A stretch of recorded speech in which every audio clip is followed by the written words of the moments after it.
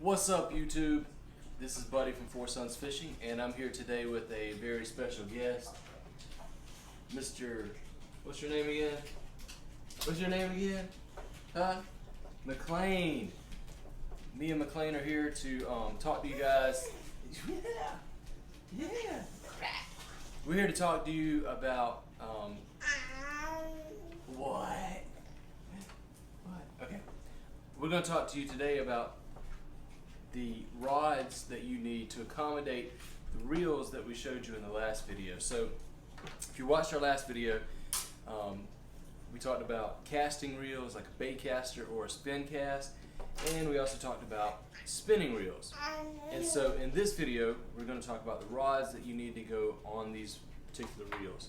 So start out by showing you two rods. And these rods, basically, if you hold them like this, they look very similar. And it's hard to tell which is a spinning reel, or spinning rod rather, and which is a Baitcaster.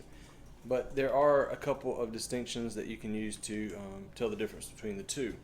And the very first thing that you can do is if you flip them, this is looking at them from the front, and this part right here is called the reel seat. If you flip it over from the reel seat, you'll notice that one has a point sticking up, and the other does not. The one that has a point sticking up is usually a Baitcaster.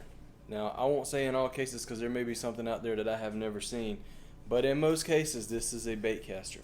The next noticeable difference is that starting from where the reel seat is, moving up to the tip of the rod, spinning reels have a large first guide. See how big that guide is? And on the Baitcaster here, it's a lot smaller. Now this is a micro guide. Sometimes they're a little larger, but that's a major difference. There's a large guide there, small guide there on the casting rod. So you can see the differences here. Got that? You got that? You got that, buddy? Huh? Alright, so now we're going to talk about, you've picked out which rod you want to use, let's say, or which reel you want to use. I decided I want to use Baitcaster. So you're going to take your Baitcaster, there's the back side of your reel, there's two pieces that stick up here. Those go into the reel seat on your rod. So you take your rod, sit those pieces, the bottom one slips down into the slot like this, and you just kind of hold it in place with your thumb, and you have a screw here at the top that you're going to screw down. Try to keep it lined up the best you can, and that's going to slide down onto the top piece of the reel. And when that happens, it'll be snug. You don't want to over tighten it because you can crack some stuff. But now you see where your finger goes here, or your finger goes here like this. So when you're casting, you got that grip there on the back, and voila, your rod and reel, if you're using a Baitcaster, is now set up. So let's take a look at the spinning reel. Same deal.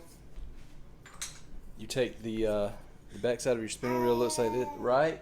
That's right? Yeah? Am I doing it right? Okay.